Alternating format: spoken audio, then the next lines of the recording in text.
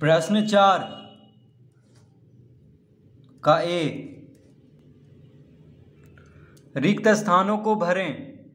पहला में है वर्ग के विकर्ण एक दूसरे को समद्विभाजित करते हैं।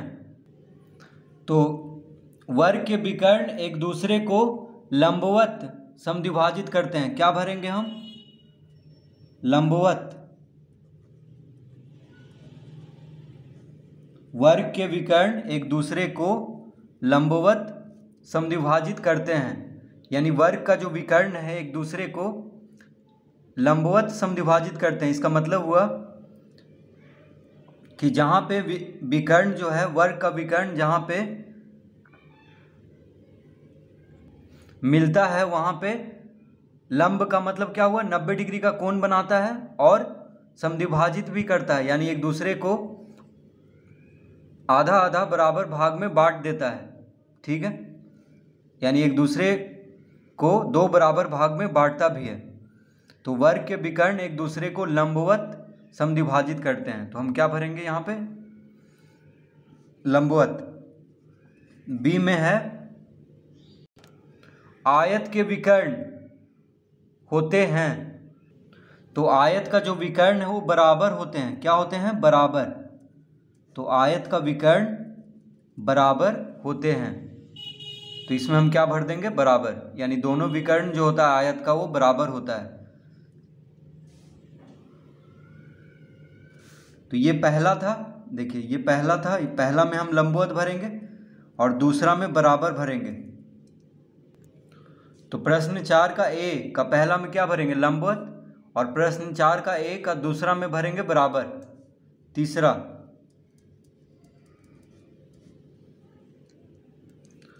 आयत की भुजाएं बराबर होती हैं।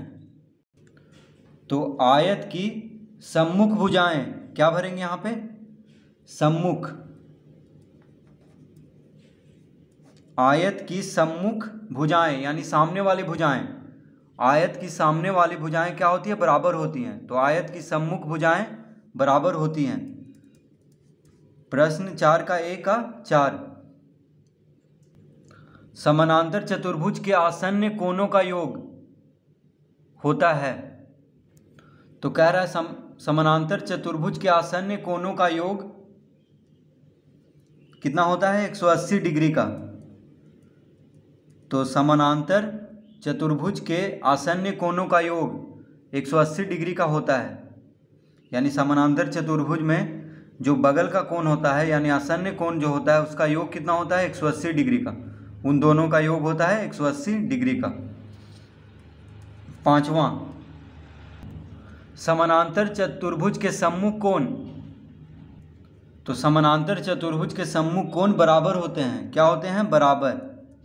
समानांतर चतुर्भुज के सम्मुख कोण यानी आमने सामने वाला कोण क्या होता है? बराबर होता है। तो पांचवा में हम बराबर भरेंगे। छठा में समचतुर्भुज के सम्मुख कोण। तो समचतुर्भुज के सम्मुख कोण भी बराबर होते हैं। तो समचतुर्भुज भी समानांतर चतुर्भुज है। ठीक है, समचतुर्भुज को भी हम समानांतर चतुर्भुज कह सकते हैं। तो समचतुर्भुज के सम्मुख कोण क्या होते हैं? बराबर होते हैं, क्योंकि समचतुर्भुज भी समानांतर चतुर्भुज है। तो इस तरह प्रश्न 4 का ए हल करेंगे। प्रश्न 4 का बी, ABCD एक समानांतर चतुर्भुज है। प्रत्येक कथन को परिभाषा या गुण द्वारा पूरा कीजिए। तो प्रश्न 4 का बी में कह रहा है ABCD एक समानांतर चतुर्भुज है। तो पहले हम इसका चित्र बना लेते हैं।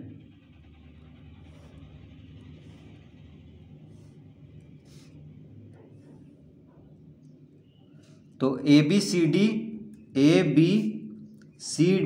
एक क्या है? समानांतर चतुर्भुज है। देखिए दिया हुआ है चित्र में नीचे, और उसका विकर्ण है AC,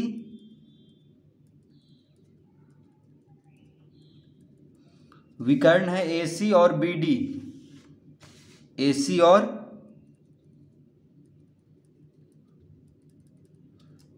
और BD। विकर्ण है जो कि O के पास मिल रहा है, ओ बिंदु पर मिल रहा है। ठीक है,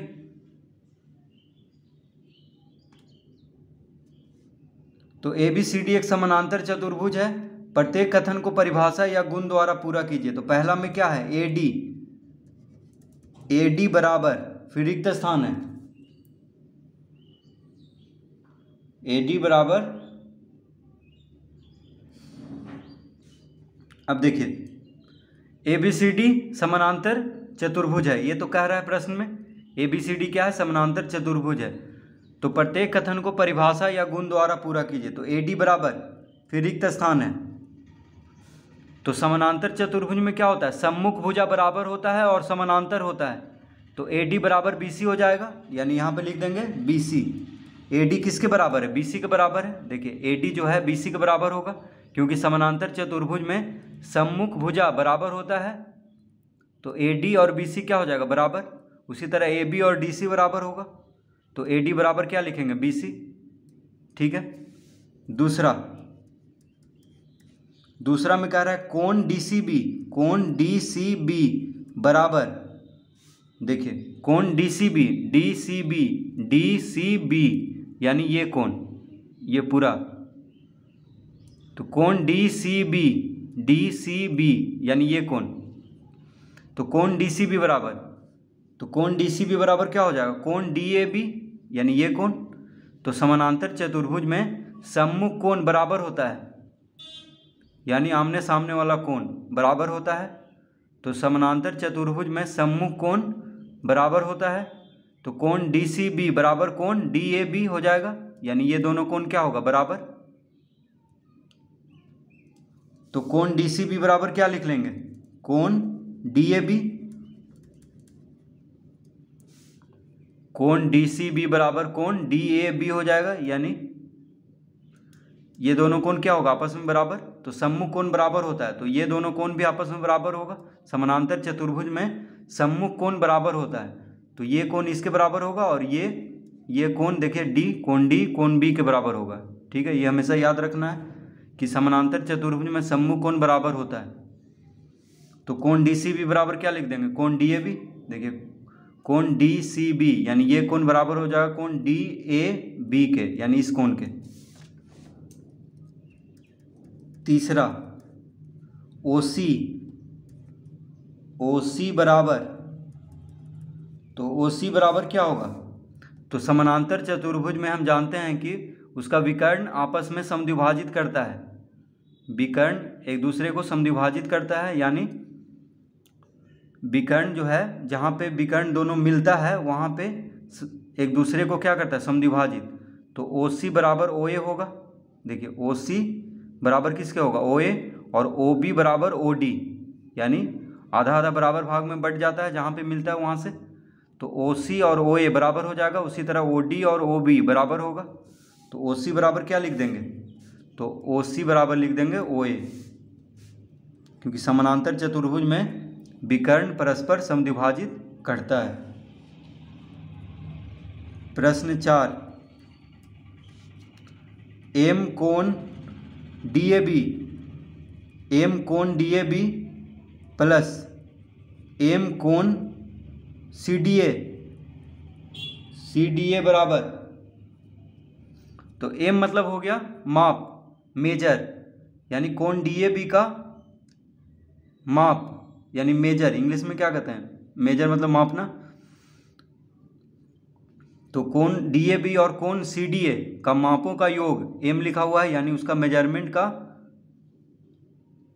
योगफल, यानी मापों का योग। तो कोण DAB प्लस कोण CDA बराबर क्या हो जाएगा, देखिए कोण DAB ये वाला कोण, ठीक है, DAB कोण DAB यानी ये कोण, और कोण CDA यानी ये कोण। तो इन दोनों को जोड़ने पर, तो समानांतर चतुर्भुज में आसन्न कोणों का योग 180 डिग्री का होता है, ये हमेशा याद रखना है। समानांतर चतुर्भुज में आसन्न कोण यानी बगल वाला कोण, जैसे ये और ये, या ये और ये, या ये और ये, तो आसन्न कोणों का योग कितना होता है, 180 डिग्री का। तो कोण डी ए बी यानी ये कोण, और कोण सी डी ए यानी ये कोण का जोड़ कितना हो जाएगा 180 डिग्री। तो समानांतर चतुर्भुज में आसन्न कोणों का योग 180 डिग्री का होता है। तो इस तरह प्रश्न 4 का बी हल करेंगे।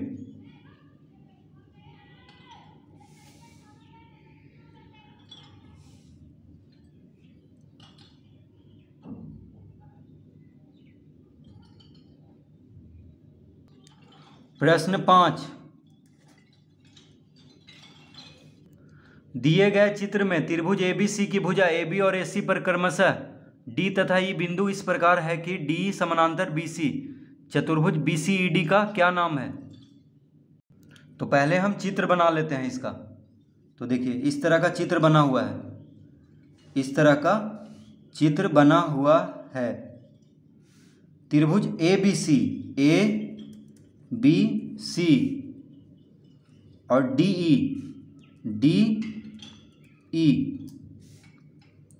इस तरह दिया हुआ है। त्रिभुज ABC की भुजा AB और AC पर क्रमशः D तथा E बिंदु इस प्रकार है कि DE समानांतर है BC के। देखिए DE किसके समानांतर है BC के। तो कह रहा है त्रिभुज ABC की भुजा AB और AC पर, त्रिभुज ABC, देखिए ये त्रिभुज ABC है, ABC की भुजा AB और AC पर क्रमशः D तथा E बिंदु इस प्रकार है कि DE समानांतर है BC के, यानी DE किसके समानांतर है BC के। तो चतुर्भुज BCED, देखिए BCED का क्या नाम है।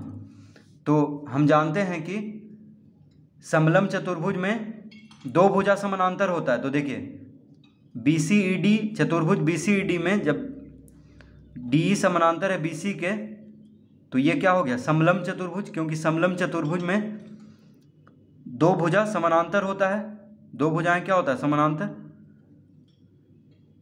तो DE समानांतर है BC के, तो चतुर्भुज BCED को क्या कहेंगे समलंब चतुर्भुज। तो इसका उत्तर हो जाएगा, तो लिखेंगे चूंकि DE समानांतर है BC के, अतः BCED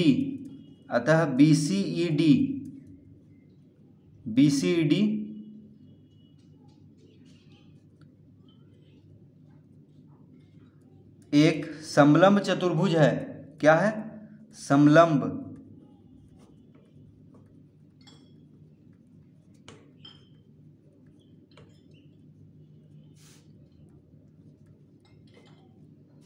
अतः BCED एक समलंब चतुर्भुज है।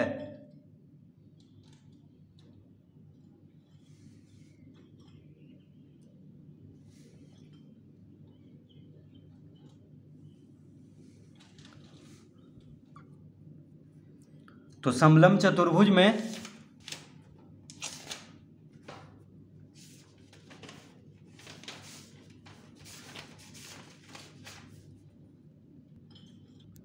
दो भुजाएं समानांतर होती हैं। समलंब चतुर्भुज में क्या होता है दो भुजाएं समानांतर होती हैं। तो देखिए ये चतुर्भुज BCED में दो भुजा समानांतर है, तो इसका मतलब हुआ कि BCED क्या है एक समलंब चतुर्भुज है।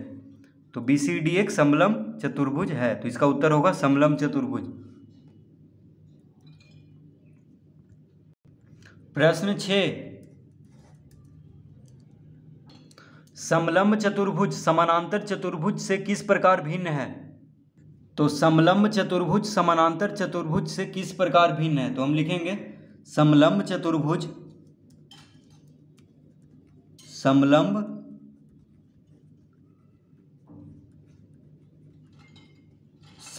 चतुर्भुज में दो भुजाएं, समलंब चतुर्भुज में दो भुजाएं समानांतर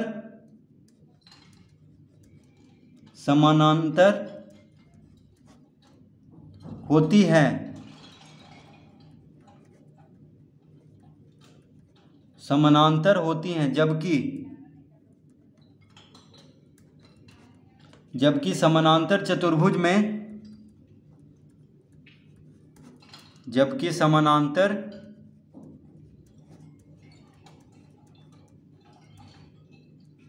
समानांतर चतुर्भुज में सम्मुख भुजाओं के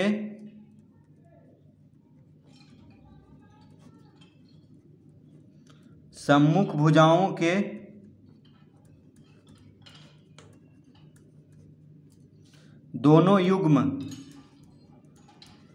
सम्मुख भुजाओं के दोनों युग्म समानांतर होते हैं।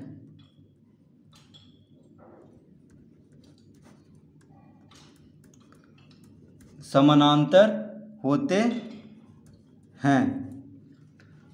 तो क्या कह रहा था प्रश्न में कि समलम चतुर्भुज समानांतर चतुर्भुज से किस प्रकार भिन्न है। तो समलम चतुर्भुज में दो भुजाएं समानांतर होती हैं। देखिए ये समलम चतुर्भुज है, चतुर्भुज BCED क्या है, एक समलम चतुर्भुज है क्योंकि दो भुजा समानांतर है। तो इस तरह होता है समलम चतुर्भुज। तो समलम चतुर्भुज में दो भुजाएं समानांतर होती हैं, जबकि समानांतर चतुर्भुज में सम्मुख भुजाओं के दोनों युग्म समानांतर होते हैं। जैसे देखिए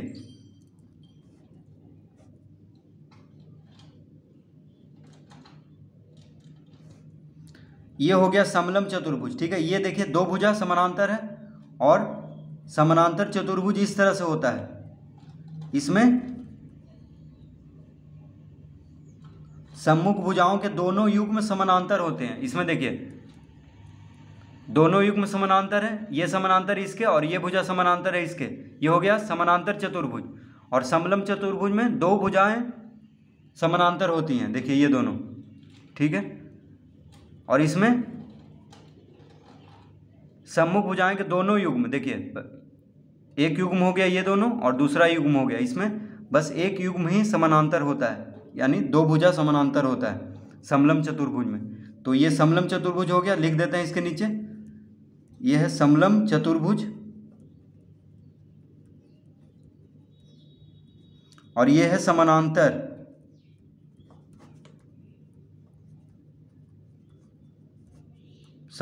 चतुर्भुज, ठीक है। तो ये जो निशान दिए हैं ये समानांतर का हम दिए हैं, तीर जो है ये समानांतर होने का निशानी है। तो ये भुजा इसके समानांतर है और इसमें ये भुजा इसके समानांतर है और ये भुजा इसके समानांतर है, ठीक है। तो ये दो, यही इन दोनों का अंतर होता है। तो समलम चतुर्भुज में दो भुजाएं समानांतर होती हैं, जबकि समानांतर चतुर्भुज में सम्मुख भुजाओं के दोनों युग्म समानांतर होते हैं। तो इस तरह हम इसका उत्तर देंगे। प्रश्न 7 का पहला, उन सभी चतुर्भुजों की पहचान कीजिए जिनमें पहला में है चारों भुजाएं बराबर लंबाई की हों, दूसरा में है चार समकोण हों। तो प्रश्न 7 का पहला में क्या है, उन सभी चतुर्भुजों की पहचान कीजिए जिनमें चारों भुजाएं बराबर लंबाई की हो। तो देखिए चारों भुजाएं बराबर लंबाई की हों, ये कौन कौन सा चतुर्भुज में होता है। तो उन सभी चतुर्भुजों की पहचान कीजिए जिनमें चारों भुजाएं बराबर लंबाई की हों। तो एक तो हो जाएगा समचतुर्भुज,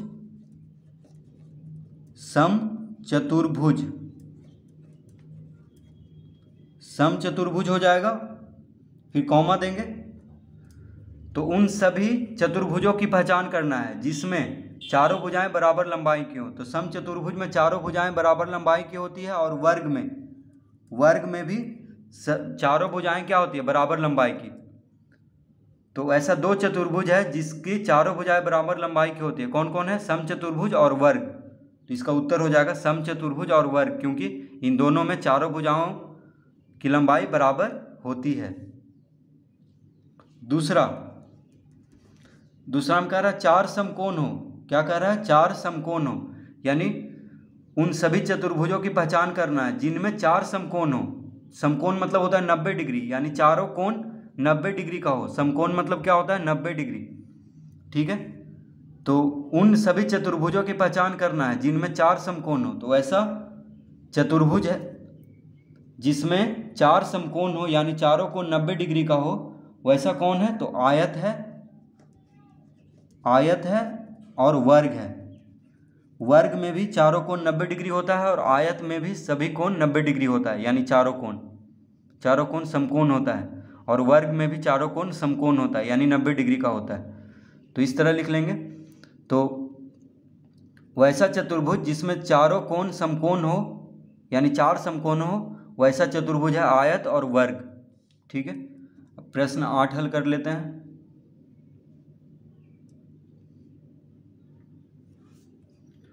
तो प्रश्न 8, एक चतुर्भुज का नाम बताइए जिसके विकर्ण, तो पहला में है एक दूसरे को समद्विभाजित करते हैं, एक दूसरे पर लंब समद्विभाजक हैं, दूसरा में है, तीसरा में है बराबर हों। तो एक एक करके हम उत्तर देंगे इसका। तो प्रश्न 8 का पहला में क्या कह रहा है, एक चतुर्भुज का नाम बताइए जिसके विकर्ण एक दूसरे को समद्विभाजित करते हैं। तो जिसके विकर्ण एक दूसरे को समद्विभाजित करते हैं, तो ऐसा है समानांतर चतुर्भुज। देखिए एक एक करके हम यहाँ पे नाम लिख देते हैं, उसके बाद इसको समझाएंगे हम।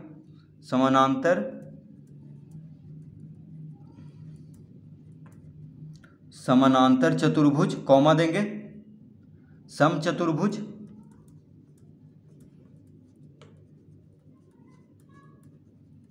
समचतुर्भुज, फिर कॉमा देंगे, आयत, फिर कॉमा देंगे और वर्ग। तो इसका उत्तर होगा समानांतर चतुर्भुज, समचतुर्भुज, आयत और वर्ग। ठीक है। तो कह रहा है एक चतुर्भुज का नाम बताइए जिसके विकर्ण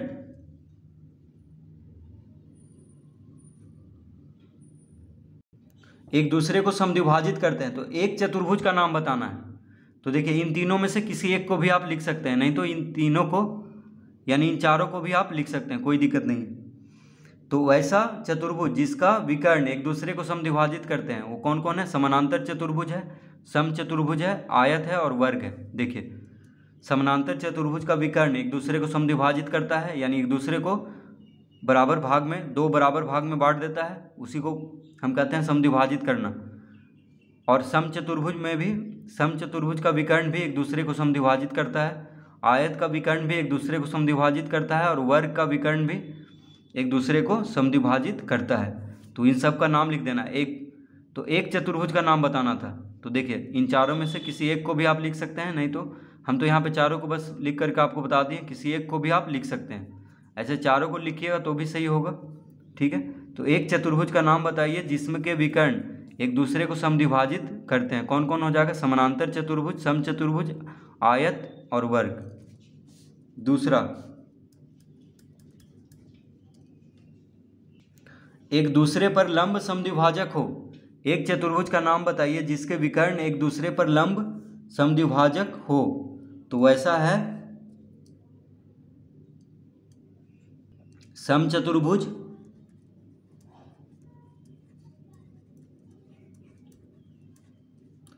समचतुर्भुज कौमा वर्ग।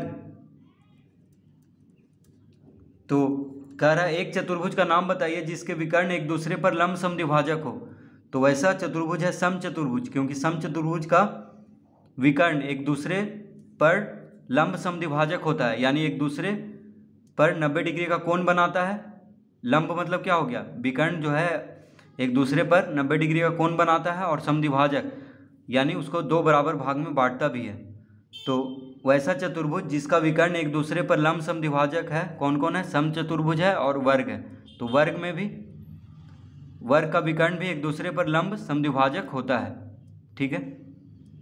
तो इस तरह हम इसका उत्तर देंगे। तीसरा, तो प्रश्न 8 का तीसरा, बराबर हो। तो एक चतुर्भुज का नाम बताइए जिसके विकर्ण बराबर हो। तो एक चतुर्भुज का नाम बताना है जिसके विकर्ण बराबर हो। कौन कौन है, आयत कौमा वर्ग। तो देखिए आयत में, आयत का विकर्ण दोनों क्या होता है, बराबर होता है। उसी तरह वर्ग का भी विकर्ण दोनों बराबर होता है। तो वैसा चतुर्भुज जिसका विकर्ण बराबर हो, कौन कौन है, आयत है और वर्ग है। तो एक चतुर्भुज का नाम बताना है जिसका विकर्ण बराबर हो, वैसा कौन कौन है, आयत और वर्ग। तो इस तरह प्रश्न 8 हल करेंगे।